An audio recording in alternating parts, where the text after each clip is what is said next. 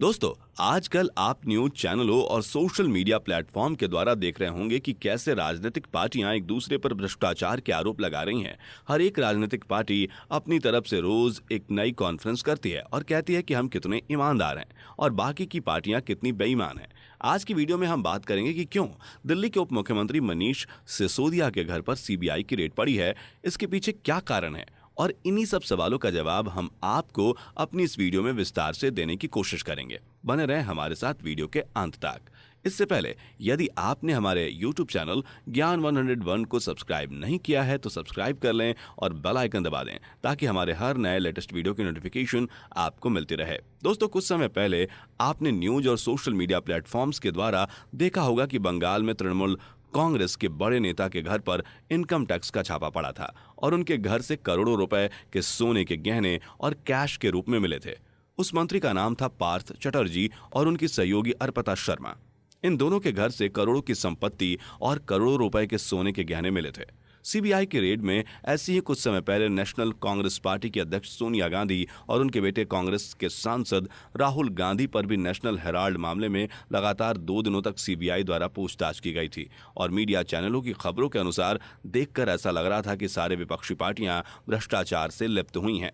लेकिन विपक्षी पार्टियों का भी कहना है कि बीजेपी सीबीआई इनकम टैक्स वालों का इस्तेमाल विपक्ष को नीचा दिखाने और बदनाम करने के लिए कर रही है और जब चाहे अपने विपक्ष के यहाँ सीबीआई के द्वारा रेड पड़वा देती है। लेकिन इन सब से बीजेपी सरकार ने साफ मना कर दिया है। उनका कहना है कि जो भी शख्स घोटाले में लिप्त होगा और देश की जनता के खून पसीने के पैसों को खाने की कोशिश करेगा, उसके यहाँ सीबीआई द्वारा रेड पड़ना तय है, फिर चाहे विपक्ष पार्टी हो या फिर खुद बीजेपी का कोई मंत्री या विधायक।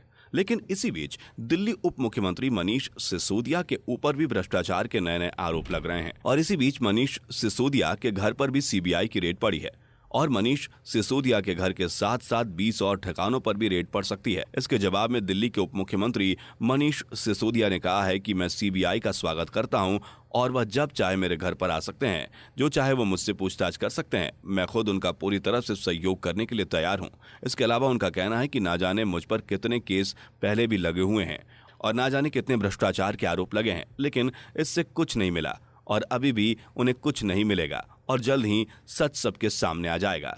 आपकी जानकारी के लिए हम आपको बता दें कि दिल्ली सरकार आम आदमी पार्टी के स्वास्थ्य मंत्री सत्येंद्र जैन कई महीनों से जेल की सजा काट रहे हैं। उनको मनी लॉन्ड्रिंग के मामले में केस हुई है, जिसकी वजह से उन पर करोड़ों रुपए का घोटाला करने का आरोप लगा हुआ है, जिसके लिए उन्हें अब तक जेल से बेल नहीं मिल पाई है। इसके बारे में भी आम आदमी पार्टी का कहना है कि बीजेपी की तरफ से हमारे कार्यकर्ता और मंत्रियों को बिना बात के परेशान किया जा रहा है। साथ ही आम आदमी पार्टी के प्रवक्ता राघव चड्ढा ने कहा है कि हमारे शिक्षा और मुख्यमंत्री पर सीबीआई द्वारा रेड की पीछे की वजह न्यूयॉर्क टाइम में छपे लेख के कारण हो रहा है, जिसमें दिल्ली के शिक्षा मंत्री मनीष सिसोदिया की तारीफ हुई है।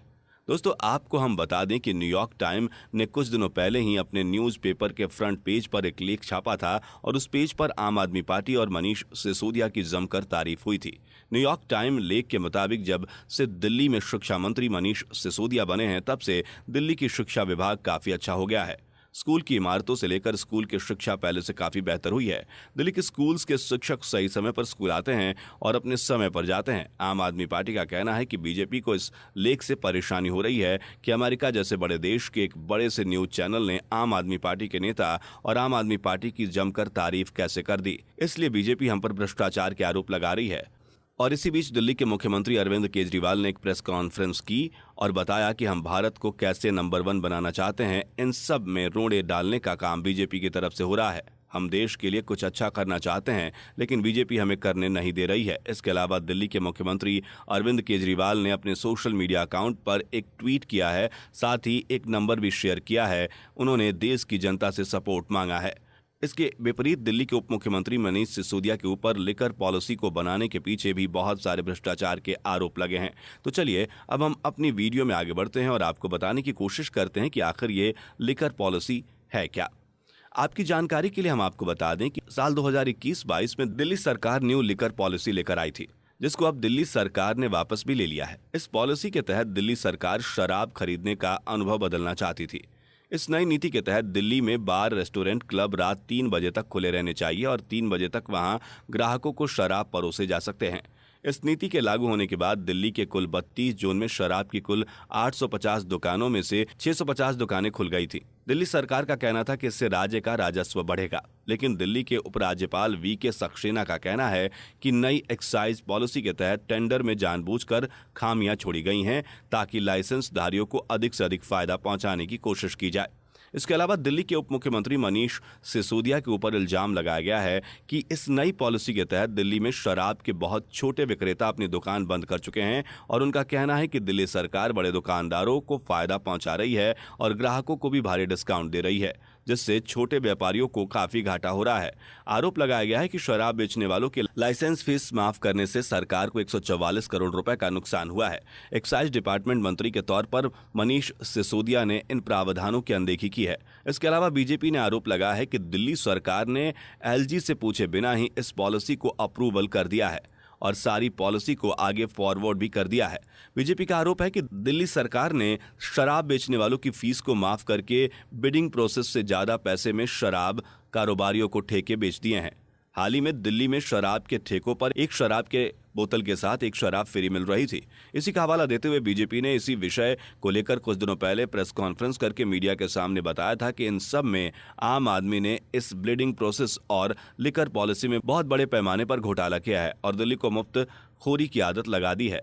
एक शराब की बोतल के साथ एक फ्री, इसकी पॉलिसी के कारण पिछले साल दिल्ली में जितनी शराब की बिक्री नहीं हुई थी उससे डबल की बिक्री इस साल हुई है, जिसमें दिल्ली सरकार ने काफी बड़े पैमाने पर घोटाला किया है, जिसके मुख्य आरोपी दिल्ली सरकार के शिक्षा मंत्री और उप मुख्यमंत्री मनीष सिसोदिया हैं, क्योंकि इस नीति का कामकाज का जिम्मा उनके ही डिपार्टमेंट में आता था। फिलहाल सीबीआई के छापे से दिल्ली सरकार की नींद उड़ी हुई है और अब देखना होगा कि दिल्ली सरकार के शिक्षा मंत्री और उप मुख्यमंत्री मनीष सिसोदिया के घर से और उनके 20 और ठिकानों से सीबीआई को क्या क्या मिलता है। सबकी नजर इसी पर है।